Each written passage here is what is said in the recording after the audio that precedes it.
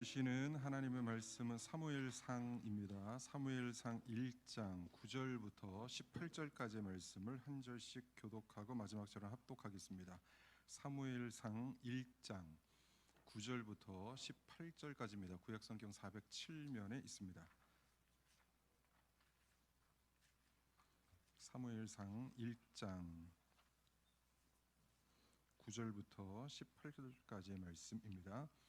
한 절씩 교독하겠습니다. 제가 먼저 읽습니다. 그들이 실로에서 먹고 마신 후에 한나가 일어나니 그때의 제사장 엘리는 여호와의 전 문설주 곁 의자에 앉아 있더라.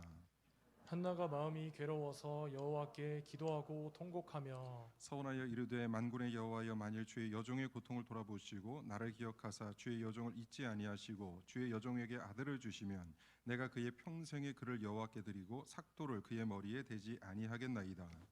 그가 여호와 앞에 오래 기도하는 동안에 엘리가 그의 입을 주목한즉 한나가 속으로 말하며 입술만 움직이고 음성은 들리지 아니하므로 엘리는 그가 취한 줄로 생각한지라. 엘리가 그에게 이르되 네가 언제까지 취하여 있겠느냐 포도주를 끊으라 하니 한나가 대답하여 이르되 내 주여 그렇지 아니하니이다. 나는 마음이 슬픈 여자라.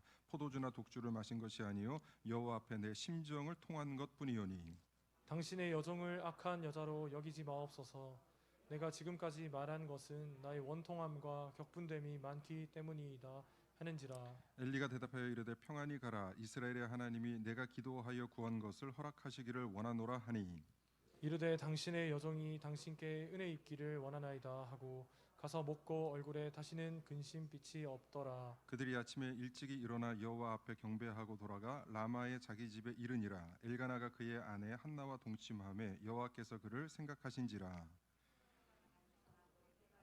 아들을 낳아 사무엘이라 이름하였으니 이는 내가 여호와께 그를 구하였다 함이더라. 아멘. 아멘. 네, 오늘 금요 성소 기도회에 오신 여러분을 주님의 이름으로 축복합니다.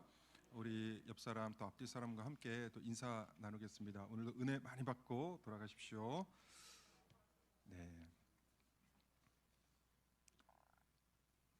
사람이 어떤 상황을 머리로만 이해하는 것은 분명 그 한계가 있습니다. 저와 잘 아는 성도 한 부부가 있는데 아기를 너무너무 갖고 싶어 하는데 아기가 생기지 않는 난임 부부입니다. 최근 5년간의 통계를 보면은 국내 난임 시술 환자는 5년 전에 12,000명대에서 최근에는 14만 4천 명대로 이제 늘어서 약 11.5배가 늘었습니다. 지금 태어나고 있는 아이 11명 중에 1명은 이 난임 시술을 통해서 태어난 아이들입니다. 요즘 주위에서 이렇게 난임 부부들을 적지 않게 만나고는 하는데 이들이 아기를 갖기 위해 노력하는 그 노력들을 보면 정말 눈물이 겨울 정도입니다. 노력하다 아이가 생기지 않으면 그냥 남편과 아내가 그 서로 그 위로하면서 잘 살면 좋으련만 사실 그 과정, 이 난임 부부 이 치료하는 그 과정이 여간 어려운 게 아니거든요. 그 안에서 그 사이에 서로가 이제 스트레스를 많이 이제 주고 받으면서 그 부부 관계도 굉장히 소원해지고 많이 힘들어지는 그런 부부들을 적지 않게 보게 됩니다. 요즘에는 국가의 지원이 예전에 비해서 늘어나서 비용 부담이 좀 줄기는 했지만 그래도 요즘에 한 번 그 시도를 하는데 150만 원 정도가 든다 하고 이제 그 성공률도 30%에 불과하기 때문에 이게 몇 차례 이렇게 반복하다 보면은 몸도 힘들어지고 마음도 힘들어지고 경제적으로도 힘들어지는 그런 아픔이 있습니다. 아이를 기다리는 부부에게 아이가 없다는 것은 지금 아이가 있고 자녀들을 키우는 그 여느 부모님들 그 부부에게는 정말 다 이해하지 못하는 그런 아픔들을 그들이 갖고 있는 것이죠. 우리가 오늘 읽은 사무엘상 1장에는 불임으로 고통받는 한 여인이 나옵니다. 누구죠? 한나입니다. 한나. 한나의 남편은 1장 1절에 나와 있듯이 엘가나입니다. 여러분 이제 성경을 앞뒤로 이제 찾아보시면서 이제 보시면 됩니다. 1장 1절에는 엘가나가 나옵니다. 엘가나에 대해서는 성경은 그냥 남편 엘가나라고 소개하지 않고 에브라임 사람이다. 여로함의 아들 엘리후의 손자 도후의 증손 숲의 현손이라고 말하고 있습니다. 그러니까 성경에서 한 인물을 소개할 때는 보통 그 이스라엘 사람들은 아버지의 이름까지 거론을 합니다. 왜냐하면 이 비슷비슷한 이름들이 많기 때문에 정확하게 어느 지파의 누구의 아들 누구 이런 식으로 아버지 이름까지는 소개되는 경우가 많지만 지금 엘가나는 어떻습니까? 그 아버지의 이름만 나오는 것이 아니라 할아버지의 이름이 나오고 증조 할아버지 나오고 또 고조 할아버지의 이름까지 나온단 말이죠. 이것은 이 집안이 보통 집안이 아니라는 뜻입니다. 이 명망 있는 명문가라는 뜻입니다. 엘가나의 가문은 유력한 집안이었습니다. 힘이 있고 명망이 있고 경제적으로도 넉넉한 집안이었습니다. 엘가나에게는 아내가 2명이 있는데 한나는 한 명은 한나요. 다른 한 명은 브닌나입니다. 그런데 1장 2절을 보면은 브닌나에게는 자식이 있고 한나에게는 자식이 없었습니다. 브닌나에게는 자녀가 한두 명이 있었던 것이 아니고 꽤 많았던 것으로 보이는데 성경을 자세히 보면은 그 알 수 있습니다. 1장 4절 말씀 우리 같이 한번 읽어보겠습니다. 시작. 엘가나가 제사를 드리는 날에는 제물의 분깃을 그의 아내 브닌나와 그의 모든 자녀에게 주고, 우리 성경에는 이제 모든 자녀에게 주었다라고 나와 있는데 이것을 히브리 원문으로 보면은 모든 아들들과 딸들에게 주었다 이렇게 기록이 되어 있습니다. 그러면 최소 몇 명이죠? 아들들 복수고 딸들 복수니까 최소 몇 명이요? 4명, 최소 4명이에요. 4명 이상을 두었다는 것입니다. 제가 생각하기에는 한 6명 정도가 아니었겠나 이렇게 예상을 합니다. 왜냐하면 2장 5절에 보면은 2장에 보면은 이제 한나가 이제 역전하는 어떤 그 노래를 부르는데 그때 전에 임신하지 못한 자가 7을 두었고 또 많은 자녀를 둔 자가 쇠약하였다 이런 구절이 나오거든요. 그러니까 이 한나는 7명을 둔 것이고 나중에 훗날에 그러니까 역전이 되려면 7명 미만이잖아요. 그러니까 한 6명 정도가 아니었을까 이렇게 생각을 합니다. 이 브닌나에게는 어쨌든 그 풍족한 자녀들이 있었습니다. 한나가 자녀가 없을 때 브닌나는 이미 많은 자녀가 있었습니다. 고대 시대에 많은 자녀들은 가문의 재산이자 부모에게는 영광이었습니다. 성경은 이 자녀들에 대해서 뭐라고 얘기하냐 하면 우리 시편 말씀을 한번 띄워주시죠. 도저히 볼 수가 없는 됐나요? 보이시나요? 안 보이시는? 보이세요? 네, 한번 읽어보겠습니다. 시작. 자식은 여호와의 주신 기업이요 태의 열매는 그의 상급이로다. 다음 구절. 내 상에 둘린 자식은 어린 감람나무 같으리로다. 네, 이 감람나무는 올리브 나무인데 생장이 굉장히 느린 나무입니다. 그러니까 10년에서 14년 정도가 흘러야 경과해야 열매를 맺고 30년 이상 이 올리브 나무가 자라야지 과실다운 과실을 맺게 됩니다. 그러니까 감람나무에 제대로 된 열매를 얻는다는 것은 그 자체가 복이요 평화를 상징합니다. 왜냐하면 30년 동안 전쟁이 일어나지 않아야 수확을 할 수 있었기 때문에 이 감람나무의 열매다. 감람나무의 열매라는 것 자체가 복, 또 평화를 의미합니다. 그러니까 보세요. 내 상에 둘린 자식은 시편 128편인데 내 상에 둘린 자식은 그러니까 여러 명의 자식인데 이 여러 명의 자식은 그 많은 자녀들이 부모에게는 곧 복이요 평화를 상징하는 것입니다. 그런데 이러한 이 자식들이 이 한나에게는 없었단 말이죠. 엘가나의 가정 안에서 한나는 사실 이제 변두리에 밀려나 있는 여성입니다.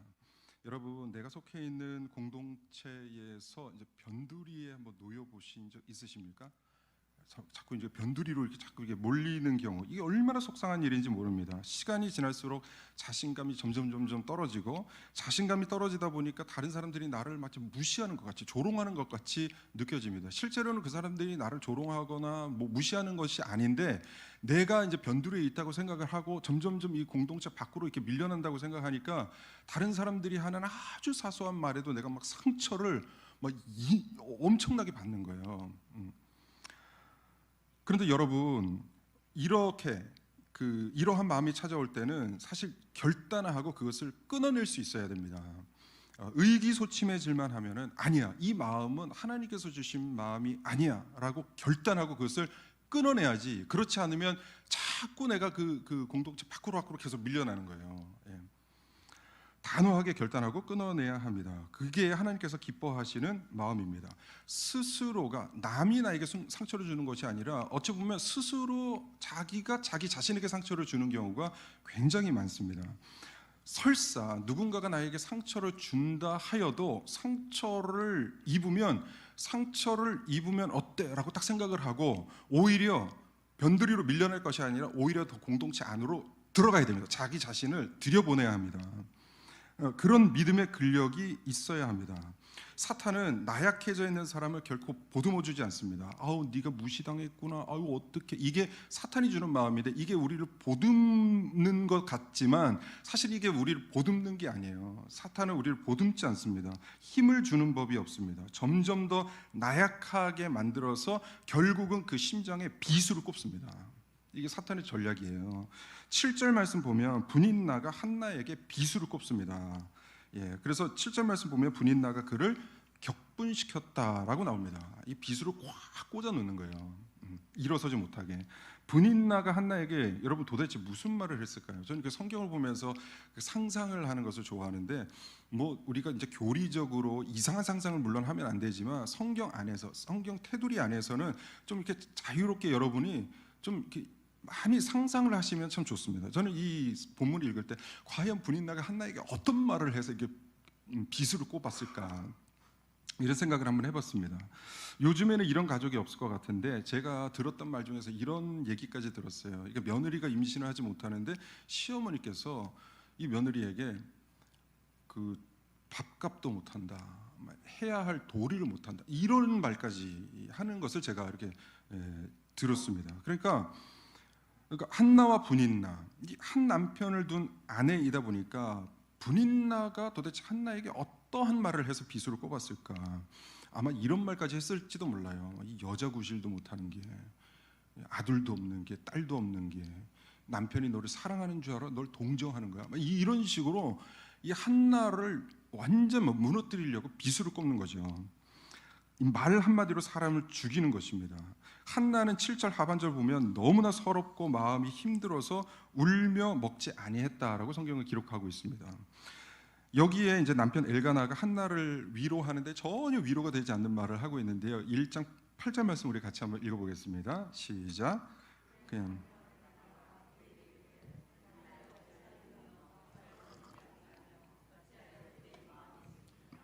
내가 그대에게 열 아들보다 낫지 아니하니야 하니라. 이 남편 딴에는 지금 위로한다고 위로하는 건데 이게 전혀 위로가 안 되는 말을 하고 있습니다. 고대 시대의 후사는 오늘날의 자녀와는 또 다른 의미가 있습니다. 이스라엘에서 후사가 없다는 것은 곧 미래가 없다는 뜻입니다. 우리나라 역사를 떠올려 보면 쉽게 알 수 있는데요. 이제 왕이 여러 명의 이제 그 중정과 뭐 후궁들을 두었잖아요. 여러 명의 아내를 두었는데 후사가 없는 그 아내는 굉장히 비참하게 삽니다. 그 사람이 설사 중전이라 하여도 내가 아기를 낳지 못하고 내가 후사를 잇지 못하면 결국 다른 이제 뱃속에서 여인을 통해서 난 자가 이제 후사가 되잖아요. 세자가 되면 결국은 이 중전은 그 자리를 유지하기가 어렵습니다. 그리고 그 중전을 유지한다 하여도 결국은 후사가 없으면, 자녀가 없으면 뒷방에 쫓겨나가지고 외롭게 생을 마칠 때까지 외롭게 살았습니다. 여러분, 한나도 마찬가지입니다. 아무리 자기를 사랑해주는 현재의 남편이 있다 하여도 이스라엘 그 고대 사회에서 자녀가 없다는 것은 미래가 없다는 뜻입니다. 남편은 현재이지, 여러분의 남편 한번 보세요. 여러분의 남편은 현재이지 미래는 아닙니다. 사실은 현재예요. 여러분의 미래는 누굽니까? 여러분의 자녀들이 여러분의 미래인 거죠. 이 세상 그 무엇도 자식을 대신할 존재는 없습니다. 그런데 이 한나에게는 이 자식이 없었습니다. 이러한 미래가 없었습니다. 한나의 마음은 늘 텅 비어 있었고 뻥 뚫려 있었습니다. 이 세상 누구도 한나의 마음을 위로해 줄 수 있는 사람은 아무도 없었습니다. 그런데 이러한 한나에게 놀라운 역전의 상황이 도래하는데요. 그 역전의 단추가 무엇이었을까요? 이 한나는 자신의 그 텅 빈 마음, 뻥 뚫린 마음을, 이 마음을 누구에게로 가져갔냐 하면 그 고통스러운 마음을 한나는 남편에게도 쏟아내지 않고 분인나에게도 쏟아내지 않습니다. 한나는 자신의 이 고통을 고스란히 알아주실 수 있는 한 분에게 나아갑니다. 누구십니까? 하나님께 나아가는 거예요. 한나가 자신의 그 이 비통한 심정을 가지고 다른 누구에게 간 것이 아니라 하나님께 나아갔던 것입니다. 여기에서 이제 놀라운 기적이 생겨나기 시작합니다. 우리는 대부분 자신의 고통과 아픔을 적수에게 쏟아냅니다. 우리 회사가 안 되는 건 다 저 인간 때문이야 라고 어떠한 특정한 사람을 딱 지목해가지고 저 사람 때문에 안 된다고 얘기를 합니다. 저 사람만 없으면 우리 회사 매출이 쭉쭉 올라가고 우리 모두가 행복할 텐데, 실제로는 느끼죠. 저 사람만 없으면 진짜 행복이 찾아올 것만 같죠. 그런데 제가 단언하건대 그 한 사람이 없어진다고 해도 그 공동체 문제가 사라지지는 않습니다. 저와 가까이 지내던 한 동료가 있었습니다. 굉장히 똑부러지고 판단력이 아주 사리분별이 뛰어난 사람입니다. 그 사람이 예측한 것은 그 당시는 모르겠는데 시간이 지나면 거의 다 맞았습니다. 그런데 이분의 단점이 하나 있었는데, 이분이 이제 말이 많으신 거예요. 말이. 그 동료와 얘기하다 보면은 늘 특정인을 지목해서 그분의 안 좋은 점을 얘기했고, 그분이 빨리 우리 공동체에서 나가야 된다고 주장을 하곤 했습니다. 저는 그 말을 들을 때 일면으로는 이해를 했지만 한편으로 그 말씀하는 분이 걱정되더라고요. 왜냐하면 이런 분의 특징은 뭐냐 하면, 내가 표적으로 삼는 저 사람이 떠나면 다른 사람을 표적으로 삼습니다. 그러니까 우리 주위에는 늘 잘못한 사람이 있기 마련이잖아요. 어떻게 우리가 만나는 모든 사람이 100%다 온전한 사람입니까? 분명히 문제가 있단 말이에요. 그런데 내가 저 사람을 지적해서 저 사람이 떠나면 그 다음에는 다른 지적하는 사람이 내 눈에 들어오기 시작하는 거예요. 그래서 이분이 말한 대로 그 사람이 다른 곳으로 갔습니다. 이직을 하게 됐습니다. 근데 그 바른말 하던 이 분이 어떻게 됐을까요? 제 예상치가 딱 맞았습니다. 그 사람이 말한 것대로 공동체가 평안해졌느냐? 그렇지 않습니다. 공동체에는 항상 문제가 있습니다. 다른 문제가 또 불거지죠. 다른 문제거리가 생깁니다. 다른 문제의 소지가 있는 사람들이 생깁니다. 그러니까 저희 예상대로 이 사람이 이 표적에서 다른 표적으로 이게 옮긴 겁니다. 그러니까 여러분, 이게 뭐냐 하면, 어떠한 공동체의 문제는 한 사람 때문에 발생하고 그 사람이 떠나가면 모든 문제가 사라질 것 같지만 그렇지 않다는 것입니다. 사람이 모여 있는 곳에는 늘 문제가 발생하게 되어 있습니다. 또 다른 문제의 발단을 일으키는 사람이 눈에 띄게 되는 것이죠. 그래서 중요한 것은 내가 어떠한 자세로 살아가느냐가 중요합니다. 내가 지적하는 자세로 살잖아요. 그러면 나는 죽을 때까지 지적하는 사람으로 남습니다. 어떤 문제를 일으킨 분을 두고 내가 늘 비판하는 입장에 서 있으면 그 사람이 사라졌을 때 나의 비판하는 모습도 사실은 사라져야 하는데, 사실은 그 사람은 사라졌다 하더라도 비판하는 나의 자세, 나의 태도, 나의 습성은 그대로 남아있기 때문에 내가 누군가를 계속해서 비판하고 있다는 것입니다.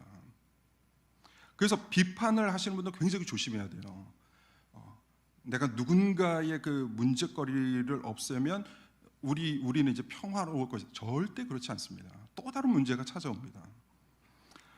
여러분, 한나가 어떻게 한 시대를 이끌어가는 사무엘 선지자의 어미가 될 수 있었느냐, 한나가 어떻게 적수 분인나를 제압할 수 있었느냐 하면은, 한나가 자신의 원망, 격분을 사람에게 가져가지 아니하고 하나님께 가져갔다는 것을 여러분 꼭 기억하시기 바랍니다. 사랑하는 여러분, 살아가면서 우리 주위에는 꼭 우리를 격분케 하는 사람이 있습니다. 이때 매우 주의하셔야 합니다. 나의 격분을 절대로 사람에게 쏟아내서는 안 되고, 나의 격분을 100% 이해해 주실 수 있는 하나님께 쏟아내야 하는 것입니다. 사람이 일을 하면 사람이 일할 뿐이지만, 사람이 기도하면 하나님께서 일하신다. 이 명언이 있잖아요. 내가 조급한 마음에 당장 무슨 일을 벌여야만 일이 될 것 같은데, 사람이 벌이는 일은 불완전하게 되어 있습니다. 사람은 불완전한 존재이기 때문에 그렇습니다. 그러나 사람이 그 일을 두고 하나님 앞에 나아가고 하나님 앞에 나의 심정을 쏟아내면 하나님께서 일을 하시는데, 하나님의 일은 오차가 없습니다. 하나님은 완전하신 분이기 때문에, 완벽하게 일을 하시는 분이기 때문에 문제의 소지가 없어지는 것입니다.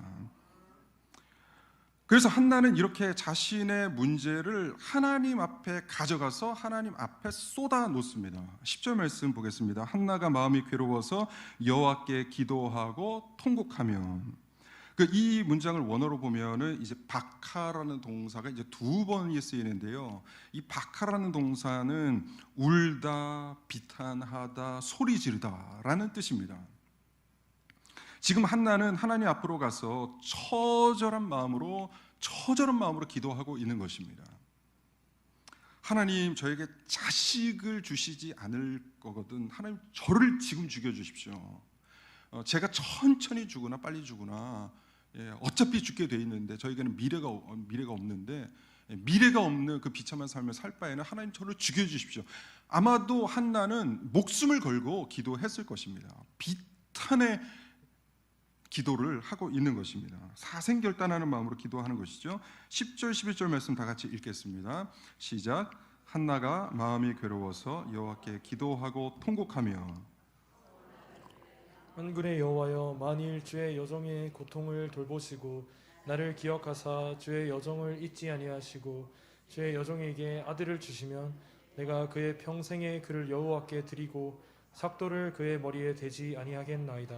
네, 한나는 지금 마음이 괴로워서 여호와께 기도하는데 통곡하며 기도하고 있습니다. 그리고 서원하죠. 하나님, 저에게 만일 아들을 주시면 제가 이 아들을 하나님께 바치겠습니다. 사랑하는 여러분은 여러분의 인생 속에서 이러한 이 박하, 이 통곡하는 기도, 이 비탄에 빠진 기도, 이런 기도를 하나님께 올려드리신 적이 있으신지요? 우리 하나님은 우리의 기도에 지금도 귀를 기울이시고 우리의 기도에 반드시 응답하시는 아버지이심을 믿으시기 바랍니다. 우리가 응답받지 못하는 것은 기도하지 않기 때문이고, 우리가 기도해도 받지 못하는 것은 우리의 욕심으로 잘못 구하기 때문입니다. 야고보서 말씀을 같이 읽어보겠습니다. 시작. 너희가 얻지 못함은 구하지 아니하기 때문이요 구하여도 받지 못함은 정욕으로 쓰려고 잘못 구하기 때문이라. 네, 시편 말씀도 읽겠습니다. 77편 말씀 시작. 내가 내 음성으로 하나님께 부르짖으리니 내 음성으로 하나님께 부르짖으면 내게 귀를 기울이시리로다. 여호와여, 주는 겸손한 자의 소원을 들으셨사오니 그들의 마음을 준비하시며 귀를 기울여 들으시고. 그러니까 우리 하나님은 우리의 음성에 귀를 기울이시고 겸손한 자, 즉 마음이 가난하여져서 하나님께 부르짖는 기도, 이 한나의 기도, 이 박하의 기도, 이 통곡의 기도를 하는 자의 이 기도를 하나님께서 들으신다는 것입니다. 하나님은 한나의 통곡의 기도에도 역시 응답하셨습니다. 19절 20절 말씀 제가 읽겠습니다. 그들이 아침에 일찍이 일어나 여호와 앞에 경배하고 돌아가 라마의 자기 집에 이르니라. 엘가나가 그의 아내 한나와 동침하며 여호와께서 그를 생각하신지라. 한나가 임신하고 때가 이름에 아들을 낳아 사무엘이라 이름하였으니 이는 내가 여호와께 그를 구하였다 함이더라. 네, 19절 하반절 말씀, 여호와께서 한나를 생각하셨습니다. 한나의 태의 문을 하나님께서 여셨습니다. 그래서 한나는 꿈에도 그리던 그 생명을 잉태하게 된 것입니다. 그가 바로 누굽니까? 사무엘입니다. 사무엘. 예, 사무엘, 세무엘. 셈이라는 것은 이름이라는 뜻이고 엘은 그 엘로힘, 하나님이라는 뜻입니다. 그러니까 이름이 하나님이시다라는 뜻이에요. 그러니까 사무엘이 하나님이라는 뜻이 아니라 나에게 사무엘을 주신 그분의 이름이 하나님이시라는 뜻입니다. 그 뜻이 사무엘입니다. 이렇게 하나님은 한나에게 응답하셨습니다. 응답받은 이 한나가 이제 사무엘상 2장에서 놀랍게 하나님을 찬양하고 경배하는데요. 사무엘상 2장은 한나의 기도로 매우 유명한 장입니다. 이 한나의 기도와 또 마리아의 노래, 이제 누가복음에 나오는 1장에 나오는 마리아의 노래가 여성의 입으로 하나님을 찬양하고 경배하는 신구약의 대표적 두 노래입니다. 한나의 노래, 마리아의 노래. 그리고 이 사무엘상 그 2장에 나오는 한나의 노래는 이 사무엘서 마지막에 나오는, 이게 사무엘하 22, 23장에 나오는 다윗의 노래와 이게 쌍벽을 이루는 게 두 기둥입니다. 사무엘서 전체를 지탱하는 두 기둥입니다. 이 두 노래가 의미하는 신학적 의미가 이 사무엘서 전체를 이끌어가는 것입니다.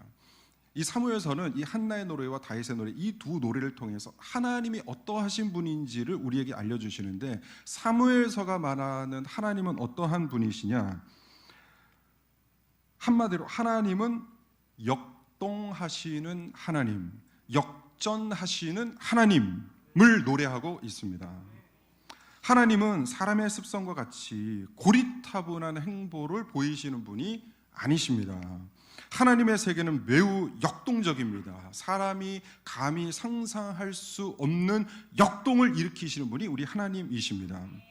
그래서 한나의 노래는 7가지 영역에서 하나님의 역전을 지금 찬양하고 있는데요, 성경도 보시고 화면도 한번 보시기 바랍니다. 2장 4절 말씀, 용사의 활은 꺾이고 넘어진 자는 힘으로 띠를 띠도다. 이것은 전쟁에서의 역전을 말하는 것입니다. 우리 하나님은 전쟁에서 역전을 일으키실 수 있는 분이다를 노래하고 있는 것입니다. 2장 5절 말씀, 풍족하던 자들은 양식을 위하여 품을 팔고 줄이던 자들은 다시 줄이지 아니하도다. 이것은 음식에서의 역전을 노래하고 있습니다. 2장 5절 하반절 보면, 전에 임신하지 못하는 자는 7을 낳았고, 이제 여기에 나오는데 7을 낳았고 많은 자녀를 둔 자는 쇠약하도다. 이 자녀에서의 역전을 일으키시는 분이다를 노래하고 있습니다. 2장 6절 말씀 보면, 여호와는 죽이기도 하시고 살리기도 하시며 스올에 내리기도 하시고 거기에서 올리기도 하시는도다. 이것은 삶과 죽음의 역전을 얘기합니다. 2장 7절 말씀, 여호와는 가난하게도 하시고 부하게도 하시며, 이것은 가난과 부의 역전을 의미하는 것이고, 낮추기도 하시고 높이기도 하시는도다. 이것은 사회적 지위의 역전이 일어난다는 거예요. 하나님의 세계에서는 하나님께서 일하시면 이러한 역전들이 일어난다는 것입니다. 2장 8절 말씀, 가난한 자를 진토에서 일으키시며 빈궁한 자를 거름더미에서 올리사 귀족들과 함께 앉게 하시며 영광의 자리를 차지하게 하시는도다. 이게 영광의 역전이 일어난다는 것입니다. 이렇게 하나님은 용사, 유족하던 자, 많은 자녀를 둔 자, 귀족들을 낮추시고 넘어진 자, 줄이던 자, 잉태하지 못하던 자, 가난한 자, 핍절한 자를 하나님께서 높이신다는 것입니다. 여호와 하나님은 기존 질서를 옹호하시고 그대로 답습해 나가시는 하나님이 아니십니다. 기존 질서에 갇혀 있는 하나님이 아니십니다. 하나님은 지금도 살아계셔서 역동하시는 하나님이시고 역전하시는 하나님이심을 믿으시기 바랍니다. 세상은 금수저, 은수저, 흙수저라고 해서 부도, 명예도, 학력도 대물림되는 세상이라고 얘기하지만, 하나님은 그러한 수저 노름에 갇혀 계신 분이 아니십니다. 하나님은 죽이기도 하시고 살리기도 하시고 음부에 내리기도 하시고 또 올리기도 하시는 분이십니다. 교만한 자들을 낮추시고 겸손한 자를 높이시는 분이십니다. 그래서 역동하시는 하나님을 믿는 그리스도인이라면 신세 한탄을 해야 됩니까? 말아야 됩니까? 신세 한탄을 절대 해서는 안 됩니다. 나는 이러한 가정에서 태어났으니 나의 한계는 여기까지겠구나. 우리 아이들이 지금 공부를 요렇게 하니까 여기서 그냥 이렇게 요런 대로 요 정도 수준에서 살겠구나.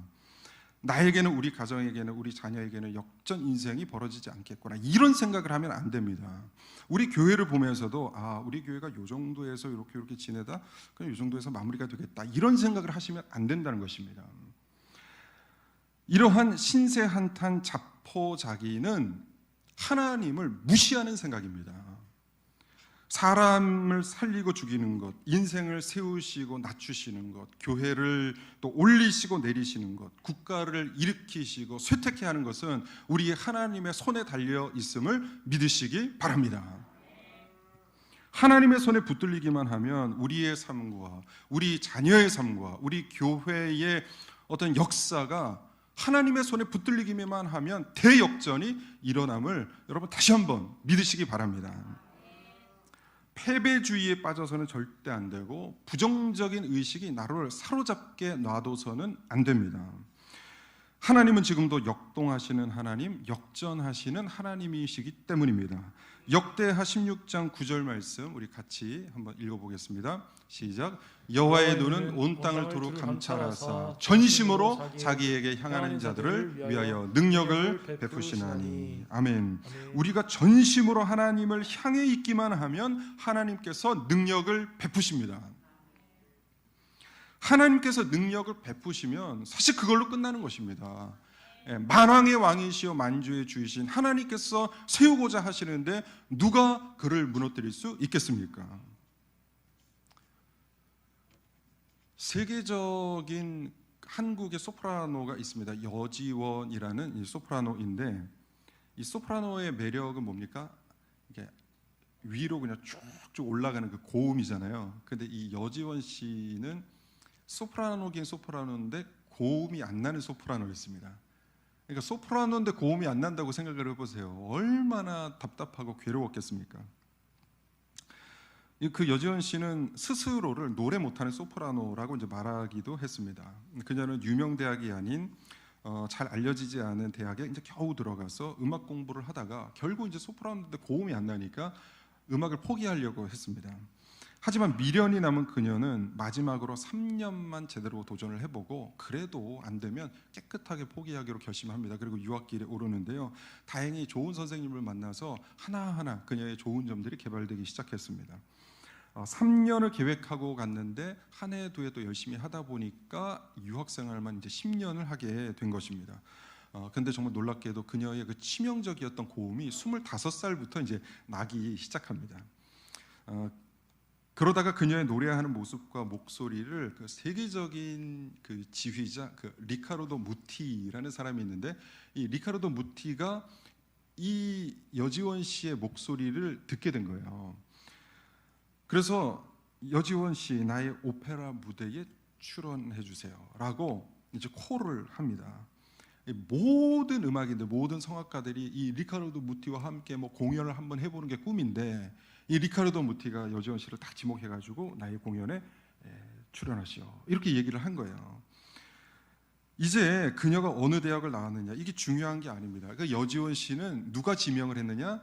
세계적인 지휘자 리카르도 무티가 지명한 소프라노가 된 거예요. 그때부터 그녀는 세계적인 무대에서 아주 멋지게 공연을 하면서 지금도 아주 멋진 활약을 펼치고 있습니다. 제가 오늘도 그 유튜브에서 여지원 씨를 한번 쳐가지고 공연을 어떻게 하고 있나 이렇게 봤는데 아주 멋지게 이 활동을 하고 있습니다. 그녀가 막 국제 무대에 알려지려고 할 때, 그때가 이제 2015년이었는데 오스트리아 짤츠부르크에서 이제 공연을 앞두고 그 여지원 씨는 얼마나 긴장하고 떨렸겠어요. 이제 국제적인 무대에 이제 데뷔를 해야 되는데 막 긴장하고 있으니까 리카르도 무티가 한마디 합니다. 너 스스로 너의 대적이 되지 말아라. 너는 나의 비장의 카드다. 이 말에 여지원 씨가 또 힘을 100배 얻어가지고 첫 공연은 무사히 마치고 그 다음부터는 뭐 세계적인 그 음반사와 계약을 맺고 공연을 하고 지금도 아주 멋지게 활동을 하고 있습니다. 엄청난 역전이 그녀의 삶 속에서 일어난 것이죠. 세계적인 인간 거장에게 지목만 돼도 이러한 인생의 역전이 일어납니다. 하물며 세계적인 인간 거장이 아니라 온 우주 만물의 하나님, 만왕의 왕이신 하나님께서 지목을 받으면 우리의 인생이 여러분 어떻게 되겠습니까? 뭐 대역전, 대반전이 일어날 줄 믿으시기 바랍니다. 여러분은 혹시 여러분 스스로 적이 되어 있지는 않습니까? 나는 안 돼. 아유, 우리 집은 안 되겠어. 우리 회사는 안 돼. 우리 교회는 안 돼. 혹시 이런 부정적인 마음을 혹시 갖고 계신 분이 계십니까? 이런 부정적인 마음이 들 때 단호하게 생각하셔야 됩니다. 우리 스스로의 적, 내가 나의 적이 되면 안 됩니다. 세상에 다른 사람이 나의 적이 되는 것이 아니라 스스로가 스스로에게 적이 될 때가 얼마나 많은지 모릅니다. 나는 안 돼도 하나님은 하실 수 있습니다. 내 인생 그 현실이 막혔을 때, 해결 방법이 보이지 않을 때, 부정적인 마음이 커져만 갈 때 기도하지 않고 그 문제를 다른 사람에게 내놓지 마십시오. 그 문제를 하나님께 가져가셔서 하나님 앞에 내어놓고 비탄의 통탄의 기도를 올리시기 바랍니다. 기도할 때 놀라운 기적이 일어날 줄 믿습니다. 기도할 때 놀라운 역전이 일어날 줄 믿습니다. 더 이상 신세 한탄 하시면 안 됩니다. 더 이상 누군가를 향한 원망을 해서는 안 됩니다. 나의 부정적인 입술을 닫고 하나님의 능력을 바라보시기 바랍니다. 부정적인 입술 하면은 둘째가라면 서러울 만큼 제가 굉장히 부정적인, 얼마나 날카롭게 막 지적을 해야 되는지요. 제가 제 스스로를 봤을 때도. 그런데 하나님의 은혜를 받고 나서 정말 깜짝 놀랄 만큼 180도 변한 게 저희 부정적인 입술입니다. 그렇게 세상을 향해서 누군가를 향해서 질타를 날리던 저의 입술이 하나님의 은혜를 받고 하나님을 체험한 후부터는 결단했습니다. 하나님, 저의 한 입술에서, 하나님을 찬양하는 이 입술에서 누군가를 비판하는 말 나오지 않게 하여 주시옵소서. 그때부터는 저의 입술이 완전히 180도 바뀌었습니다.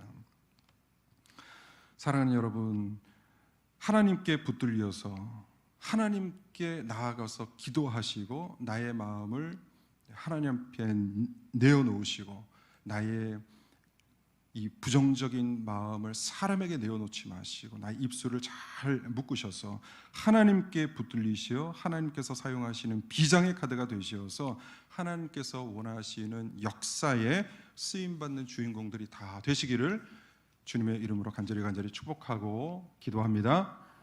아멘. 네, 우리 찬양하고 또 기도하겠습니다. 우리 첫 번째 곡, 보라 너희는 두려워 말고.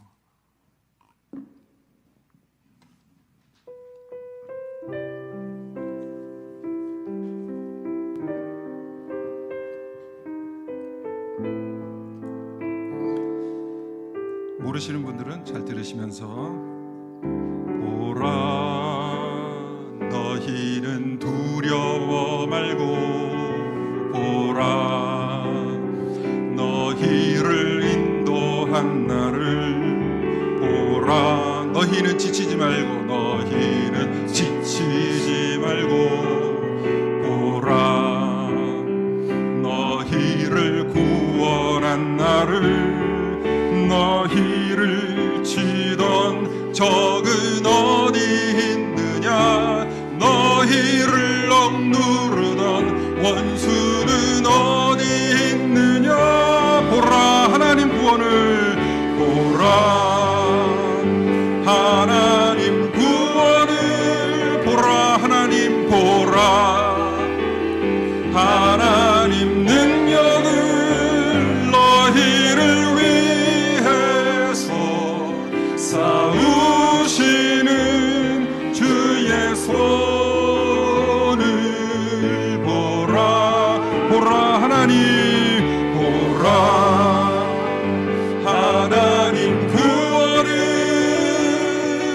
보라 하나님 능력을, 너희를 위해서 싸우시는 주의 손을 보라. 우리 처음부터 부르겠습니다. 보라 보라 너희는 한나를 생각하면서 부르겠습니다. 보라 너희를 인도한 나를, 보라 보라 너희는 지치지 말, 보라 너희를 구원한 나를, 너희를 구원한 나를, 너희를 치던 적은 어디 있느냐, 너희를 억누르던 원수는 어디 있느냐. 보라 보라 하나님 구원을, 보라 하나님 능력을, 너희를 위해서 싸우시는 주의 손을 보라. 보라 하나님 구원을, 보라 하나님 능력을, 하나님 구원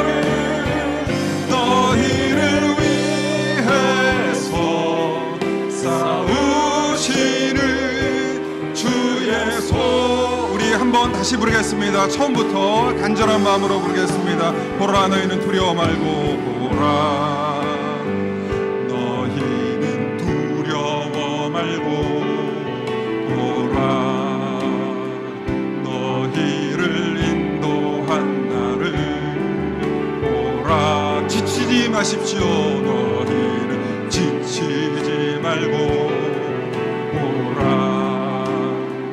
너희를 구원한 나를 너희를 치던 적은 어디 있느냐 너희를 억누르던 원수는 어디 있느냐 보라 하나님 구원을 보라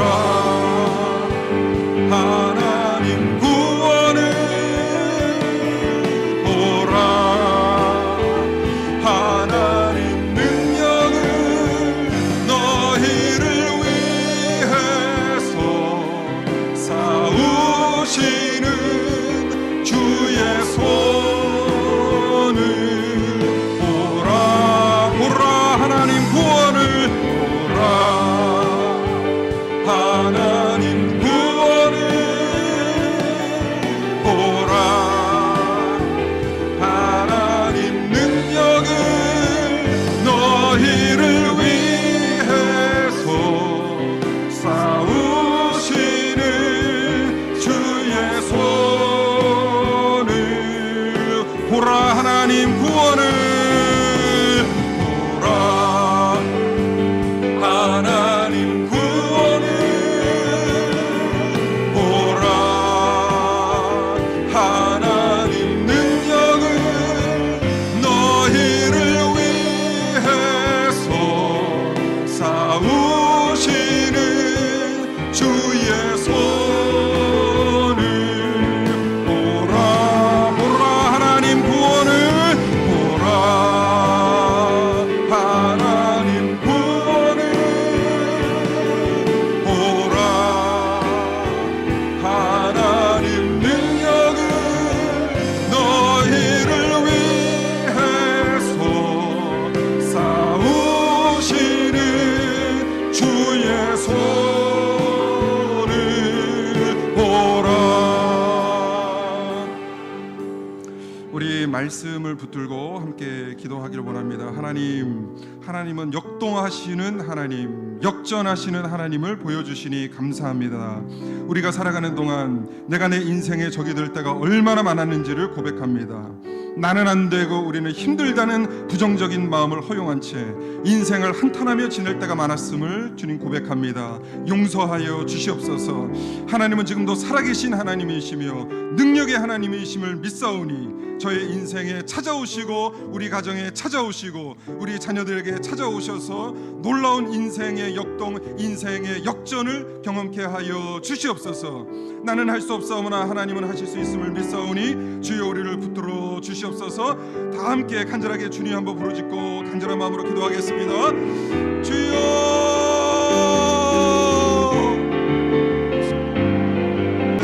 하나님께서 우리 삶 가운데 찾아와 주셔서 놀라운 아버지 기적을 일으켜 주시옵소서. 아버지 세상 사람들이 이해하지 못하는 아버지 세상에 아버지 놀라운 기적을 체험하게 하시고 하나님께서 선택하신 자 하나님께서 구원하시는 자 하나님께서 사랑하신 자에게 하나님께서 어떻게 역사하시는지를 아버지 세상 마음 미래할 수 있도록 주 역사하여 주옵소서. 주여 하나님 세상 마음 미래할 수 있도록 주 역사하여 주옵소서. 주 역사하여 주옵소서.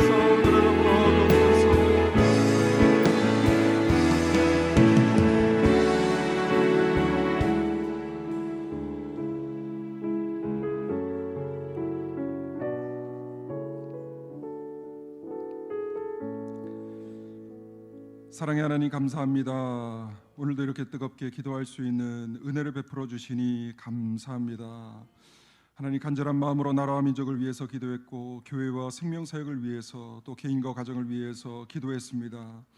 하나님 우리 기도에 응답하셔서 이 나라가 복음의 나라 되게 하시고 다시 한번 이 땅 위에 성령의 새바람이 불어와 하나님 전국 방방곡곡이 그리스도를 찬양하는 찬양의 소리가 울려 퍼지는 나라 되게 하시고 각 교회마다 그리스도를 뜨겁게 알고자 모여드는 성령의 집회들이 열리게 하여 주시옵소서. 우리 교회를 칠곡지역에 세우시고 지금까지 성장시켜 주시니 감사합니다. 하나님, 한 번 더 도약을 하여야 되겠사오니 새 시대를 열어주셨사오니 이 새 시대에 놀라운 영적 부흥이 있게 하여 주시옵소서. 예배 때마다 뜨겁게 예배드리게 하시고 기도하는 모든 시간에 전심전력으로 기도하게 하시고 또 열심히 교제하게 하시고 최선을 다해 전도함으로 우리 교회에 큰 변화의 바람이 일게 하여 주시옵소서. 이 변화로 말미암아 우리 교회만 잘 되는 것으로 끝나지 않게 하시고 인근의 많은 교회들에게 선한 영향력을 끼칠 수 있는 귀한 교회로 세워주시옵소서.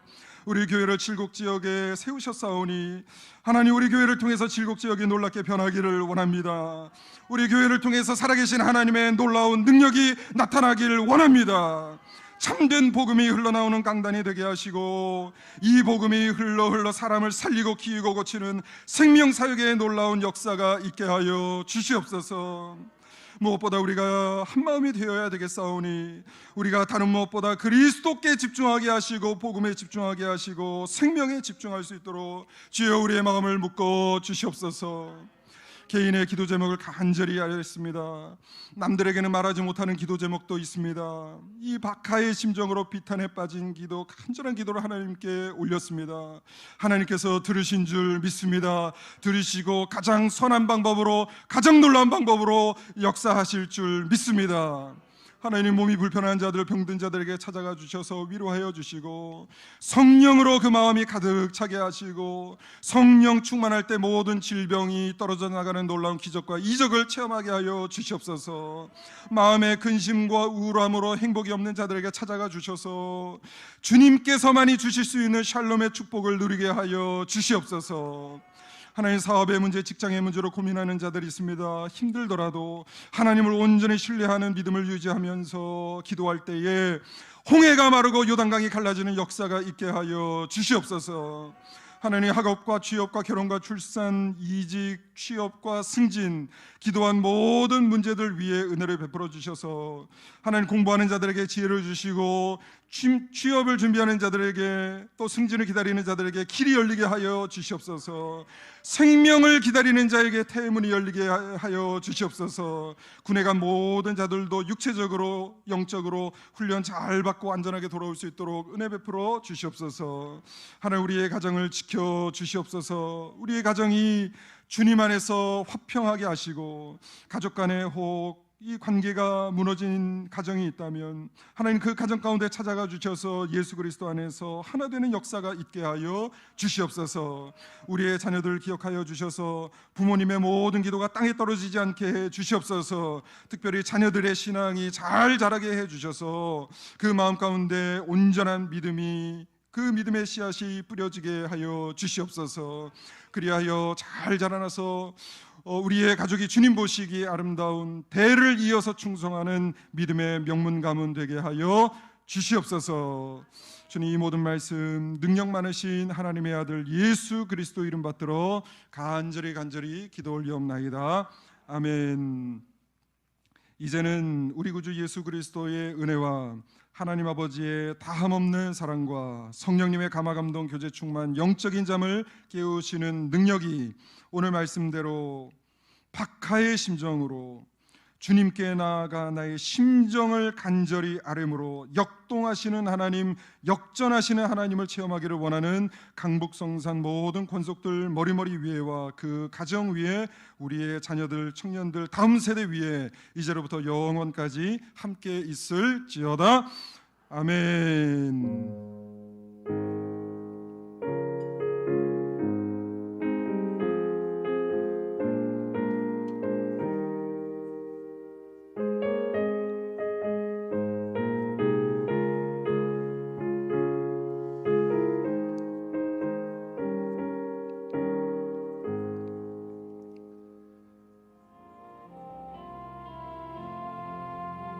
더 기도하실 분들은 계속해서 개인과 가정을 위해서, 나라와 민족을 위해서, 또 교회와 생명사역을 위해서 간절히 또 기도해 주시기 바랍니다.